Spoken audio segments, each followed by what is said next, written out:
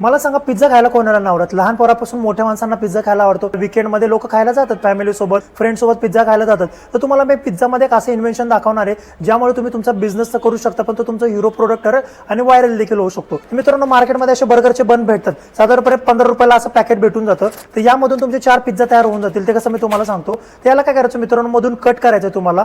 Cut केल्यानंतर तुम्हाला काय करायचं, दोन्ही साईडला पिझ्झा सॉस लावायचं, त्यावरती चीज लिक्विड लावायचे तुम्हाला, आणि त्यानंतर आपल्या आवडते टॉपिंग्स टाकायचे व्हेजिटेबलचे, आणि मोझरेला चीज टाकून तुम्हाला ओव्हन मध्ये ठेवायचे मित्रांनो. त्यानंतर तयार होईल तुमचा असा मिनी पॉकेट पिझ्झा. त्याला तुम्ही मार्केटमध्ये सेल करू शकता मित्रांनो. कट करून द्यायचं नाही कोणाला, ऍज इट इज डोनट जसं आपण खातो ना अख्खं, तसं तुम्हाला कस्टमरला खायला लावायचं. पिझ्झा हा युनिक पद्धतीने बनवलाय. दुसरी गोष्ट, पिझ्झा खाण्याची पद्धत युनिक आहे. त्यामुळे कस्टमर काय करेल, खाण्याच्या आधी याचा फोटो काढेल आणि सोशल मीडियावरती पोस्ट करेल, आणि हा ठरेल तुमचा हिरो प्रोडक्ट. आता राहिला प्रश्न, हा बिझनेस सुरू करण्यासाठी तुम्हाला काय काय गोष्ट लागेल? 10,000 पर्यंत तुम्हाला स्टॉल घ्यायचा आहे, 4 ते 5,000 पर्यंत तुम्हाला ओव्हन घ्यायचं. ह्याच 2 गोष्टी तुम्हाला बिझनेस मध्ये लागणार आहे मित्रांनो, आणि तुम्ही स्टॉल बसून तुमचा बिझनेस सुरू करू शकता. युनिक असल्यामुळे तुमचा प्रोडक्ट हा लवकर व्हायरल होईल आणि जास्तीत जास्त लोक तुमचा पिझ्झा खाण्यासाठी येतील. आणि कॉमन प्रोडक्ट फक्त बनवण्याची पद्धत युनिक आहे. अशा प्रकारे मित्रांनो, हा पॉकेट पिझ्झाचा बिझनेस होता. ती बिझनेस आयडिया तुम्हाला कशी वाटली नक्की मला सांगा, आणि अशाच बिझनेसच्या नवीन नवीन आयडियासाठी तुमच्या बॉल फॉलो करायला विसरू नका. भेटू आपल्या पुन्हा एका नवीन व्हिडिओमध्ये. तोपर्यंत थँक्यू सो मच.